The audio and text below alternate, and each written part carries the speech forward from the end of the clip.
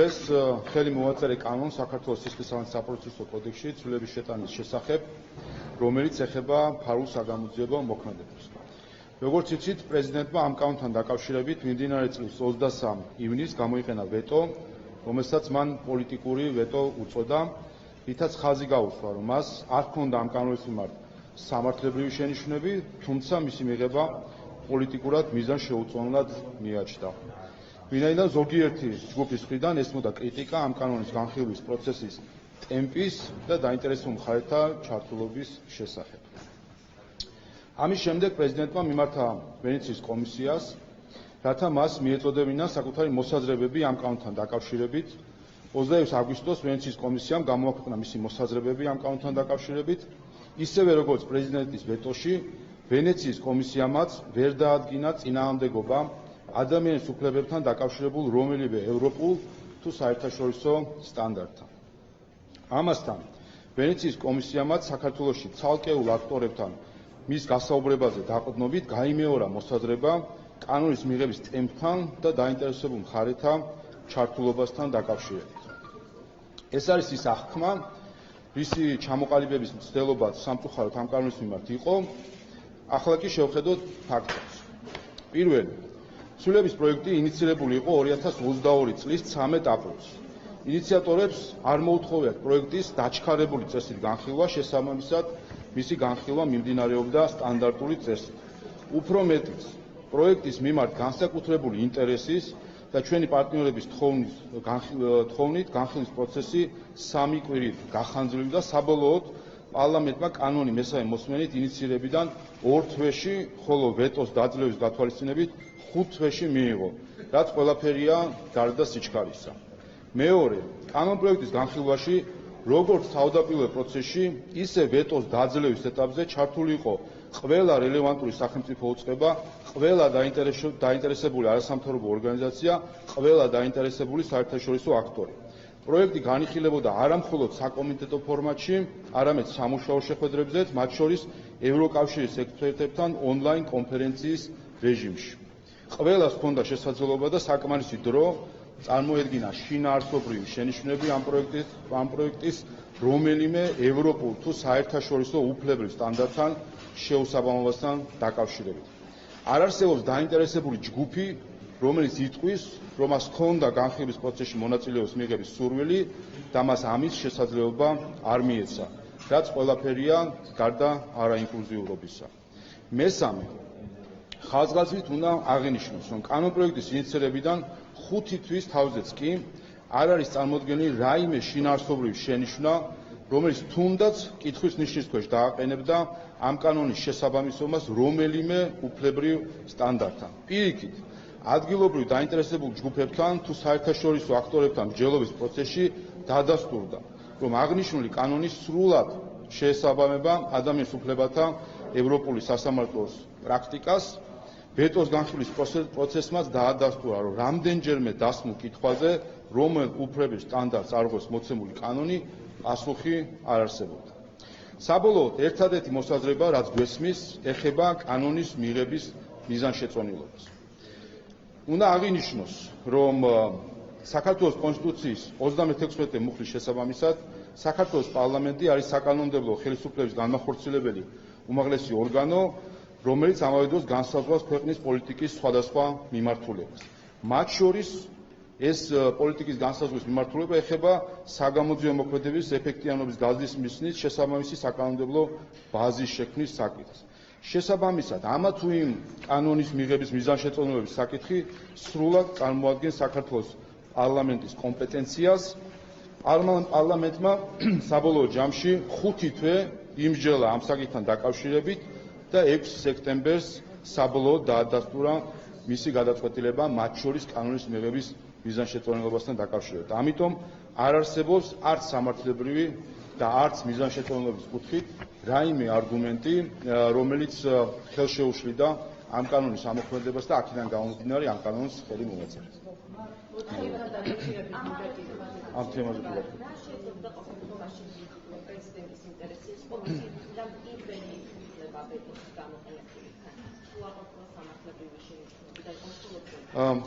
უნდა აღინიშნოს, რომ ერთის ხო ეს არის მისი პირველი ვეტო, ამავე დროს იშვიათია შემთხვევა, როდესაც ვეტოს დაძლევის მიუხედავად პრეზიდენტი არ აწევს ხელს.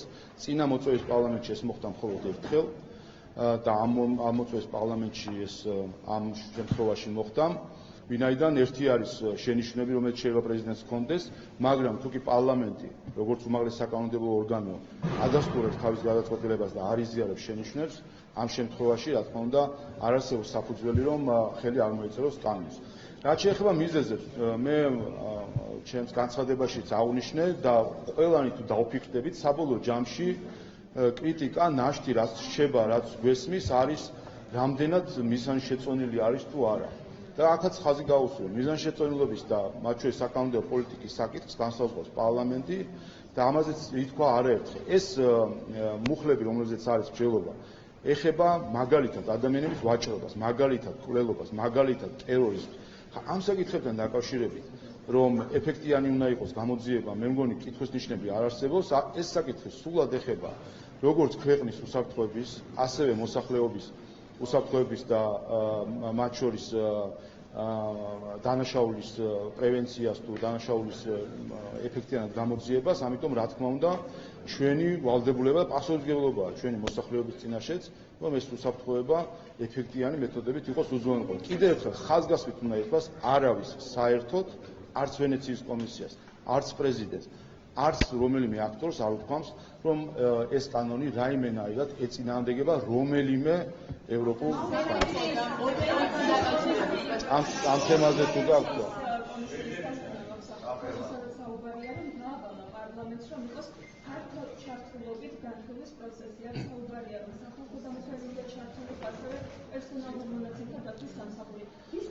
ყველა, კიდევ ერთხელ, ესეც დიახ, კიდევ ერთხელ უყურეთ 5 თვე მიდის ამ საკითხის განხილვა, ხომ? ჩართულები იყვნენ ყველა, როგორც სახელმწიფო უწყებები, ასევე არასამთავრობო ორგანიზაციები, სახალხო დამცველსაც თუ ინტერესი ექნებოდა ჩაერთვებოდა ამ საკითხში. ანუ განხილვა პარლამენტში, მე მგონი თქვენ ამის მოწვე ხართ, არის ყველაზე ღია განხილვა თუკი სადმე რომელიმე სახელმწიფო უწყებაში რამე ხდება, ეს არის პარლამენტი. ეს არა მხოლოდ იყო საკომიტეტო განხილვები, იყო სამუშაო შეხვედრები, იყო წეგანაც მოგახსენეთ ონლაინ ჩართვა ევროკავშირის ექსპერტებთან. მათაც იყო განხილვები. გარდა ამისა, ახლაც ვეტოს განხილვის დროს თქვენ იყავით მოწვევა, რამდენიმე საათიანი სხდომა იყო კომიტეტი, სადაც ყველა, ვისაც ინტერესი ჰქონდა ამ საკითხთან დაკავშირებით, იყო წარმოდგენილი, ყველა ეს საკითხი იქნა განხილული. 5 თვე გავიდა, რაიმე შენიშვნა წარმოდგენილი არ არის. მიუხედავად ამისა, მოველით ჩვენ კიდე, თუ კი იქნება რაიმე სამართლებრივი შენიშვნა, კი ბატონო, ამ საკითხსაც დაუფიქრდებით. 4 თვეულთან დაკავშირებით კიდევ გითხრათ, გავიხსენდა 4 თვეულის განცხადება, სადაც მარკეინის ინსტიტუტის აღმასრულებელი დირექტორი ამბობს, რომ საქართველოში არსებული თარიღის დაფუძნებს ამბობს, რომ შეიძლება გადმოგვიოს საზღვარი და ის ამბობს ეს ეციტებას მერე რა ჩვენ ამერიკა და ევროპა როგორც უკრაინის უჭერს ასევე საქართველოს უჭერს ამას ეხმაურება 4 თვეულის სახელი განცხადება, სადაც ისინი ამბობენ, რომ ამით ქალბატონმა ფარკასმა აღიარა, რომ სანქციების დაწესების შემთხვევაში ინტერვენციის რისკი იზრდება საქართველოშიო.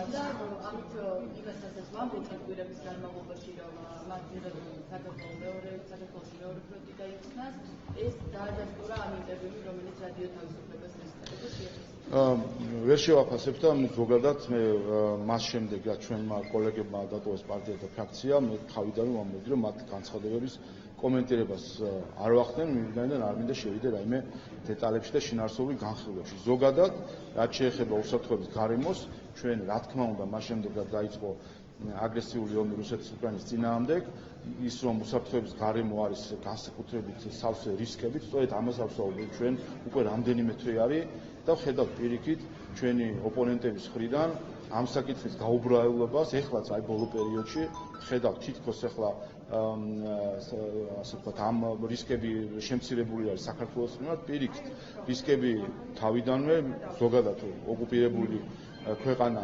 რომელშიც ნაწილიც ოკუპირებული არის, ის თავისთავად მაღალი რისკის ქვეშ არის უსაფრთხოების კუთხით და განსაკუთრებით, როდესაც ქვეყანა, რომელსაც ოკუპირებული აქვს ჩვენი ტერიტორია, ამ მომენტში აწარმოებს აგრესიულ ომს, რა თქმა უნდა, აქ რისკები არის ბევრჯერ გაზრდილი და სწორედ ამ რისკების გარემოში ცხოვრობს და სწორედ ამიტომაც საქართველოს ხელისუფლება ცდილობს, რომ აი ამ ძალიან სახიფათო პერიოდში, როგორც სოფლიოსთვის, ისე რეგიონისთვის და ჩვენთვის, რა თქმა უნდა, განსაკუთრებით მნიშვნელოვანია ჩვენი ქვეყნისთვის სახიფათო პერიოდში გავიაროთ ეს პერიოდი დაფიქრებულად და ასე ვთქვათ, ყოველგვარი აქციონიზმის გარეშე და ჩვენ ხედავთ, რომ ამ გზაზე საქართველოს ძალიან წარმატებით დგას. საგამოძიებო კომისიასთან დაკავშირებით მინდა ვთქვათ, რომ ამ დღეს საქართველოს მხარს საგამოძიებო კომისიას ოპოზიციის ნაწილი ითხოვს, რომ ეს გომელაურის რუსულ კავშირებთან დაკავშირებით პარლამენტში საგამოძიებო კომისია შეიქმნას. აჩაღეს საგამოძიებო კომისიას, ეს არის კონსტიტუცია და რეგლამენტით გათვალისწინებული ინსტრუმენტი, ეს არის ძირითადად რა თქმა უნდა ოპოზიციის ინსტრუმენტი, რაც არის რეგლამენტით გათვალისწინებული, მათ თუ ექნებათ შესაბამისი უმრავლესობა, შეუძლიათ ეს ინსტრუმენტი გამოიყენოს, მათი გადასაწყვეტი არის ეს საკითხი. შინაარსობრივად ამასთან დაკავშირებითაც მინდოდა მეთქვა, ჩვენ და მათ შორის გარკვეული ხიდის გადება თუ დაკავშირება იმ კონფერენციასთან, რომელიც ჩატარდა საქართველოში და რომელშიც იცით, რომ მონაწილეობა არ მიიღებენ და მათ შორის განვაცხადე მაშინ, რომ მიზეზი ამ კონფერენციაში მონაწილეობის არ მიღებისა ჩვენი მხრიდან იყო ის, რომ ჩვენ არ გვინდოდა ხელი შეგვეწყო რადიკალური დღის წესრიგისთვის და მოგვეხსნა რაიმენაირ ახალისება რადიკალურ დღის წესრიგს. დღეს ასე ჩვენ ხედავთ, სწორედ ის ხალხი, ვისაც ტრიბუნა მიეცა იმ კონფერენციაზე, ეს გახლავთ სტრატეგია აღმაშენებელი, ნაციონალური მოძრაობა, ლელო, ის სამეული, რომელიც სინამდვილეში ერთია, ხო? მათ შორის თუ კი გაიხსენებთ იმ სურათს, რომელიც იმ კონფერენციაზე იყო, იმ პანელისა, სადაც იყო წარმოდგენილი ნაციონალური მოძრაობა, სტრატეგია აღმაშენებელი და ლელო და გაიხსენებთ იმ ადამიანებს, თქვენ ალბათ მიხვდებით, რომ ეს სამივე არის ნაციონალური მოძრაობის სახე, ზოგი საკუთარ თავს ყოფილ ნაციონალური მოძრაობის ყოფილ სახეს ეძახის, მაგრამ რეალობაში სწორედ ამიტომაც არის ეს სამი პარტია ერთი, ვინაიდან მათი სახეებიც და ძირითადი ლიდერებიც არიან ნაციონალური მოძრაობის წიაღიდან და ამიტომაც არის ერთი ორგანიზაცია. შესაბამისად, ის რასაც ჩვენ ხედავთ, სწორედ არის შედეგი რადიკალური დღის წესრიგის წახალისების იმ კუთხით, რომ როდესაც რადიკალებს ეძლევათ ტრიბუნა, ისინი თავის თავს გამყარებულს გრძნობენ საკუთარ რადიკალურ დღის წესრიგში, ამ კონფერენციიდან ერთი დღეც არ იყო გასული, თუ ორი დღეც არ იყო გასული, როდესაც გვესმის ნაციონალური მოძრაობის წარმომადგენლების მხრიდან ოლიგარქიაზე და სანქციებზე საუბარი, გვესმის ლელოს მხრიდან რაღაც რუსეთთან კავშირებზე საუბარი, გვესმის სტრატეგია აღმაშენებლების მხრიდან ბევრი რამე გვესმის შინაარსს ცოტა ვერ ვერკვევით, მაგრამ გვესმის რომ ფაქტია რომ რაღაც ისტერიის და დამკვიდრება უნდა. და საბოლოო ჯამში მოკლედ იმის თქმა მინდა რომ ეს ყველაფერი, ეს საგამოძიებო კომისიაც, ეს სანქციებზე საუბარის არის ნაწილი რადიკალური დღის წესრიგისა და სამწუხაროდ მათ შორის იმ კონფერენციაზე ტრიბუნის მიცემით ნახეთ რომ ეს რადიკალური ძალები საკუთარ თავს გამყარებულად გრძნობენ საკუთარ რადიკალურ დღის წესრიგს.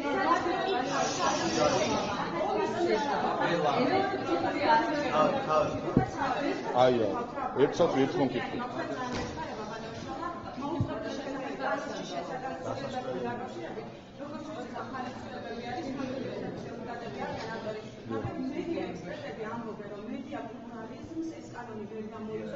ეს კანონი არ ემყარება არც ერთ სხვა ქვეყნის სამართლებრივებას და არეგულირებელ კომისიას გადაწყვეტილების მიღებისთანავე აღსრულების ფაქტები ეძლევა, რომ ყველაფერში ჩაერიოს მარეგულირებელი და სხვა პირისუფლებები იზრდება, ნებისმიერი პირისუფლება მიცემს და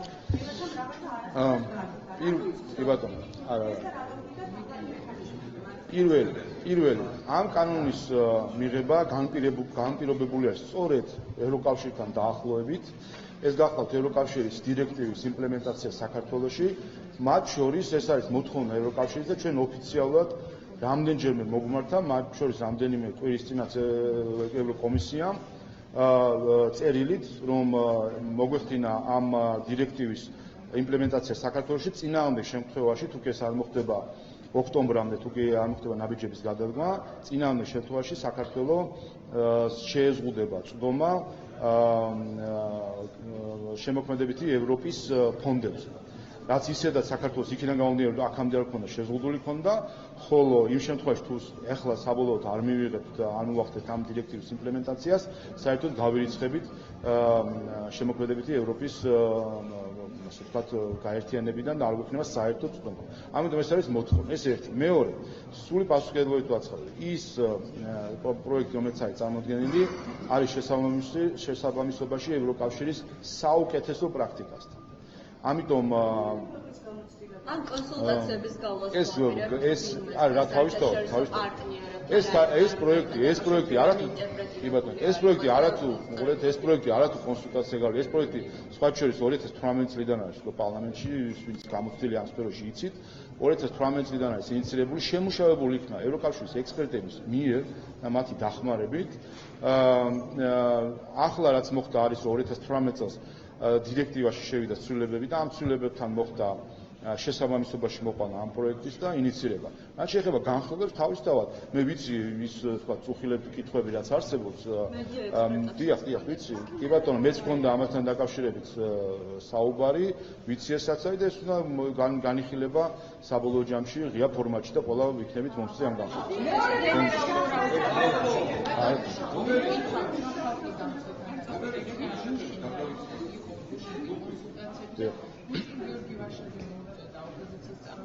რომ ამ პროცესში არ ჩაერთო, იმიტომ რომ ქართულმა ოცნებამ ფაგლიტური სქემა შესთავაზა საზოგადოება სახალხო დამცველის არჩევის ოპოზიციის მეორე ნაწილი ამბობს, რომ შენიშვნები ნაწილობრივ გაზიარებულია და ეხლა თქვენგან ველოდებიან პროცესის წარმართვას ნაცვლად. ზანების გამოცემა და ასევე პროცესის შეფასება.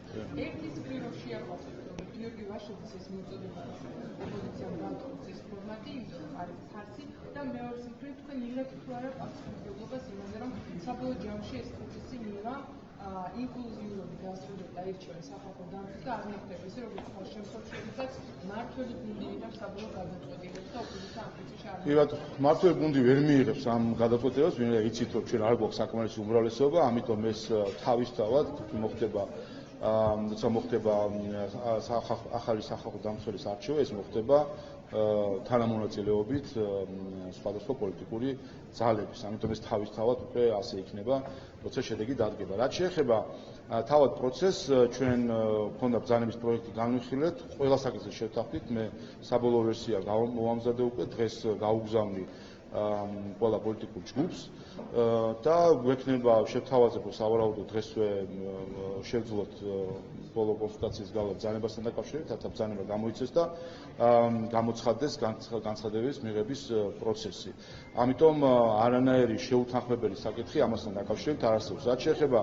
რაც შეეხება სტრატეგია აღმოჩენების განცხადებას, რომელიც სრულად ემიჯნება, როგორც ვატყობ, რეფორმების ჯგუფს და ქალბატონი ხათუნა როგორც ხელმძღვანელი ამ რეფორმების ჯგუფისა, ხედავ რომ მას სადავები გაექცა ამ პოლიტიკურ ჯგუფში და ვეღარ იღებს პასუხისმგებლობა საკუთარი ჯგუფის წევრებზე, რომლებიც სამწუხაროდ ყველანაირ ზღვარს არიან გაცდელი, მათ შორის ეთიკურობის კუთხით ნახე მე გუშინ განცხადება, რაც აბსოლუტურად რა თქმა უნდა ესეთი ენა მიუღებელი არის პარლამენტში და ცდება ეთიკურ სტანდარტებს და ზოგადად ჩვენ ვატყობთ, რომ რაღაც საკვირველად დესტრუქციული, ზედმეტად დესტრუქციული სტრატეგია აღმოჩენებელი არ ვიცი ეს რით არის გამოწვეული.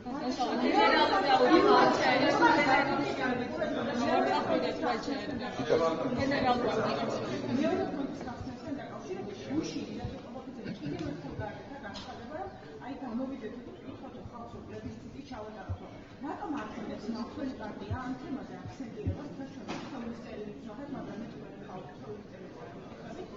რატომ არ ხდებს მმართველი პარტია მისი თავმჯდომარე მეორე ფრონტის გაცნაზე აქცენტირებას, როდესაც ჩვენ ხედავთ რა ხდება უკრაინაში, როდესაც უკრაინას აქვს ამ ხელისუფლება და იმავე რუსული არხები და ტელეგრამ ემერზე რა ქვია საიტებზე გადაიჭრა ირაკლი კოლოხის განცხადებებით, რომ აი ასეთი განცხადებას აკეთებს მმართველი პარტიის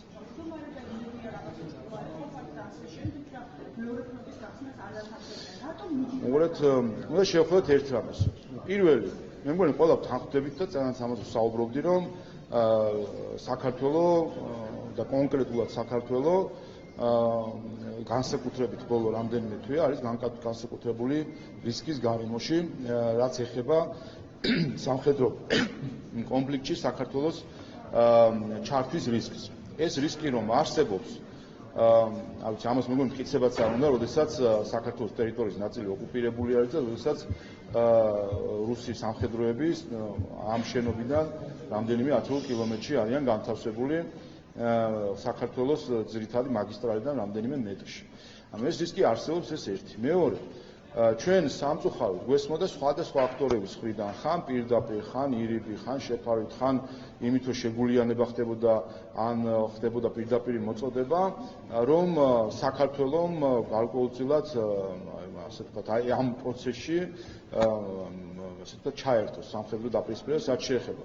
ამიტომ რა თქმა უნდა, ერთი მხრივ არის ზოგადი რისკი, მეორე არის კონკრეტული მოწოდებები, რომელიც ჩვენ გვესმის, სამწუხაროდ და არ წყდება ეს მოწოდებები და ამიტომაც არის მნიშვნელოვანი აქ მარტო ჩვენი გამოხმაურება ამ საკითხთან, რაც მნიშვნელოვანი არის, არ ყოფნის, აქ მნიშვნელოვანი არის, რომ მედიამაც და ოპოზიციამაც ამ საკითხთან დაკავშირებით ძალიან ხაზგასმით თქვა, რა არის მათი პოზიცია, ვინაიდან ჩვენ მხოლოდ ზოგიერთებისგან გვესმის ამ საკითხთან დაკავშირებით ცხადი პოზიცია, ის რომ აბსოლუტური დაგმობა ვინც არ უნდა იყოს პირდაპირ ირიბად, რა ვიცი, ხა კეთილგანწყობით, არა კეთილგანწყობით ხდება მოწოდება, რომ საქართველოს ჩაებას რაღაცნაირად ამ სამხედრო კონფლიქტში უნდა მოხდეს ყველას მხრიდან, ყველა მის თავის თავს თვლის საქართველოს პატრიოტად, პირველი რაც უნდა გააკეთოს, ის ადამიანების ეს განცხადებები დაგმოს. ეს არის პირველი მინიმალური საჭიროება. სამწუხაროდ ამ ხრივ ხელისუფლება ფაქტობრივად მარტო არის იმისთვის, რომ ასეთი ტიპის განცხადებები როცა ხდება, ამას გამოიხმაუროს, იმიტომ მნიშვნელოვანი არის, რომ არავინ ამ ქვეყანაში არ აყვეს ასეთ მოწოდებებს და რაიმენაირად ეს აზრი არ დამკვიდრდეს ჩვენ საზოგადოებაში. არა, რა თქმა უნდა, ახლა ეს ითქვა როგორც საკითხი იმის, რომ ეს ისეთი თემა არის, რომელსაც ხელისუფლებაც კი ვერ გადაწყვეტს, ვინაიდან ეს არის საკითხი, რომელიც ეხება ქვეყნის უსაფრთხოებას და აქ ხაზგასმა პარტიის თავმჯდომარეს უნდა იმაზე, რომ ეს ყველაფერი აბსოლუტურად ეწინააღმდეგება ჩვენი საზოგადოების ინტერესსაც, მათ მოსაზრებასაც და ასე შემდეგ და არის გახმოვანება ცალკეული ადამიანების აზრებს.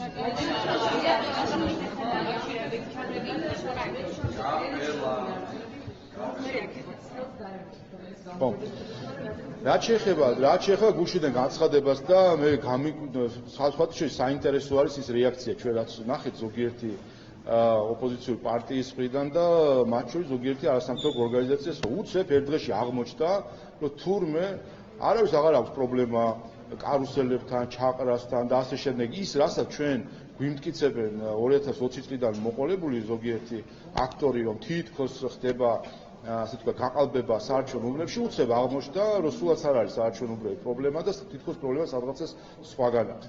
სინამდვილეში მას ვინც არის გულშემატკივარი საქართველოში არჩევნების პროცედურების მათ შორის სათანადოდ წარმართვის და გაიოლებისა დღეს უნდა იყოს ამ ინიციატივის გულმხილვარი მხარდაჭერი და სინამდვილეში ვინც ამ საკითხში ერკვევა ყველა ხვდება რომ ეს არის ისტორიული გადაწყვეტილება რომ მოხდეს თითქმის სრულად გადასვლა ელექტრონულ რეგისტრაციაზეობაში და ელექტრონული დათვლის მანქანების გამოყენება.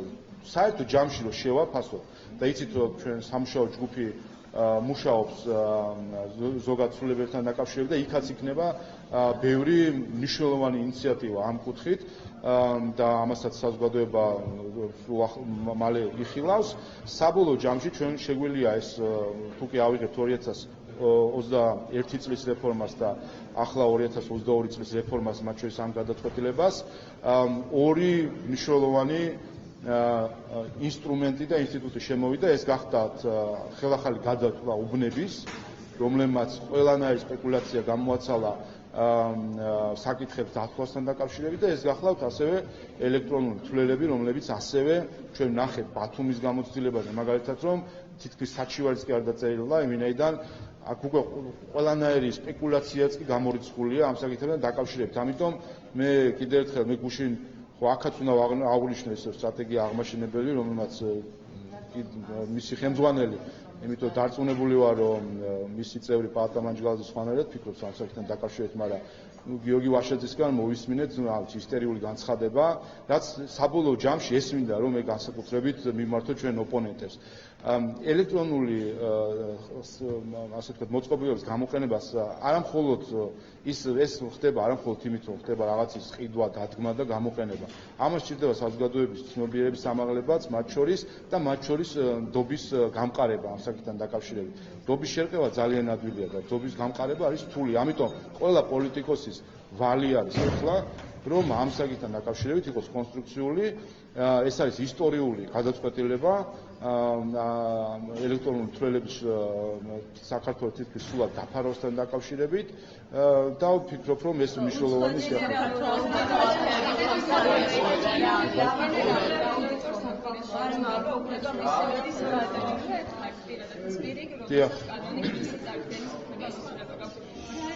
კონსულტაციები თუ ვიცით უკვე ვინ იქნება კანდიდატურა და ზოგადად ჯავახიშვილის კანდიდატურას თუ განიხილავთ თავადობიდეს თუ რა უნდა. ხო, რაც შეეხება გენერალურ აუდიტორს, მომავალ კვირას ეწურება უფლებამოსილება და დიახ, მე უნდა წავაგინო კანდიდატურა და ამ საკითხთან დაკავშირებით მე უახლოეს პერიოდში მოგდამა წავა. ზოგადად ჯავახიშვილი შეიძლება იყოს კანდიდატი. არა.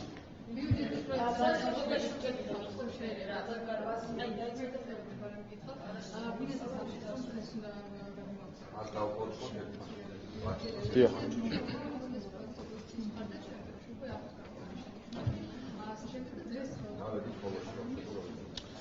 პროექტი განმოგზავნილია დღეს გვექნება 12 საათზე ბიუროს ხდომა და ეს პროექტი შესაბამისად გადაეცემა კომიტეტს. ამიტომ პირველ რიგში ეს არის კიდევ ერთხელ ვფიქრობ რომ აქაც სამწუხაროდ დამოკიდებულება ვნახეთ ოპოზიციის მხრიდან სამწუხაროდ ის რაც არის ამ ქვეყნის სასიკეთო ის რომ ბიუჯეტი იზრდება ის რომ ქვეყანამ შეძლო მიუხედავად პოსტპანდემიური თუ კვლავ პანდემიური სიტუაციისა მიუხედავად იმ რისკებისა და უსაფრთხოების გამოწვევებისა რომელიც ამ ქვეყანას აქვს და მიუხედავად იმ ეკონომიკური გამოწვევებისა რომელიც ყველა ქვეყანას აქვს საქართველოს შეძლო რომ კვლავაც ორნიშნა ეკონომიკური ზრდა აქვს პირველ ნახევარში და შეძლო მათ შორის შემოსავლების გაზრდა და ბიუჯეტის გაზრდის საკითხი დადგა დღის წესრიგში. ამიტომ ვფიქრობ რომ ერთის მხრივ ყველა უნდა შევაქოთ მთავრობა, რომელმაც ეს შეძლო, ეს ერთი და მეორე და ამას მოვლი მე ოპოზიციისგანაც და მეორე რაც შეეხება ამ რესურსების მიმართვას, აქ რა თქმა უნდა ოპოზიციაში შეიძლება ქონდეს საკუთარი მოსაზრება, შენიშვნები, კრიტიკაც, ეს გასაგები არის რომ ეს იქნება მსჯელობის საკითხი თუ სად მიიმართოს ეს რესურსები, მაგრამ იმისთვის რომ ეს მსჯელობა იყოს კონსტრუქციული, მინიმუმ საჭირო არის ამ კონსტრუქციული ჩვენებისთვის საჭირო არის რომ ოპოზიციამაც შეაქოს ამ შემთხვევაში მთავრობა, რომ მთავრობამ შეძლო რომ დაგეგმილზე მეტი შემოსავალი მიიღო, ეკონომიკა გაეზარდა დაგეგმილზე მეტად რამაც თუნდაც ამ მსჯელობის შესაძლებლობა მოგწვა ახლა რომ ესა თუ ეს დამატებითი რესურსი რაზე შეიძლება დაიხარჯოს.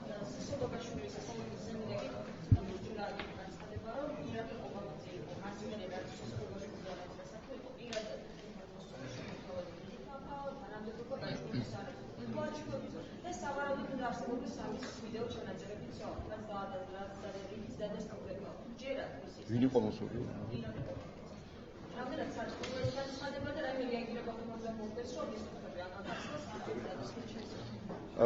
რა ის კომენტირებას მიჭერს უკვე იმდენი ისტორიების მოყოლა ხდება, არ ვიცი, თუ კი ვინმეს რაიმე სამართლებრივი ან არგუმენტი აქვს, ან საკითხი აქვს, ყველა ამასთან დაკავშირებით შესაბამისად სამართლებრივ რეაგირებაზე უნდა ისაუბროს და არა ისტორიები მოყოს ტელევიზიით. ეს ერთადერთი რაც შემიძლია მე მოუწოდო ყველას, ვინაიდან აქ ისტორიების განხილვას ამ მონაყოლის საფუძველზე პარლამენტში ვერ შეუდგებით, ხო? ამიტომ მიჭირს აქ ამასთან დაკავშირებით.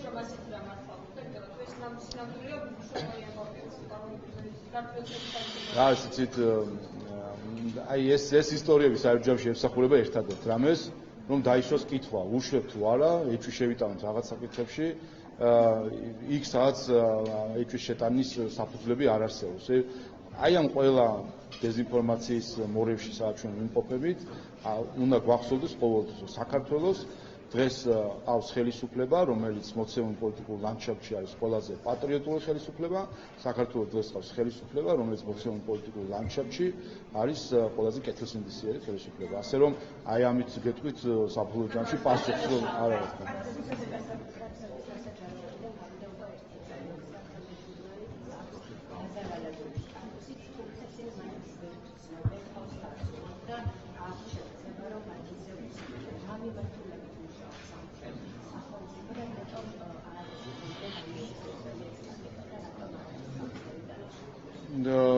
ვერ გეტყვით რა არის გახსნილი ან არის იმასაც ვერ გეტყვით რა პროცესია გამოძიება მეც როგორც თქვენ ვადევნებ ამ პროცესს თვალს ვიცი რომ ხდება გარკვეული პირების დაზარალება ცნობა ხდება მათი გამოკითხვა ამიტომ ეს არის პროცესი რომელიც მიმდინარეობს პროკურატურის მხრიდან ამიტომ უნდა დავველოდოთ შედეგებს მე ამ პროცესში დეტალებს რა თქმა უნდა მე არ ვეცნობ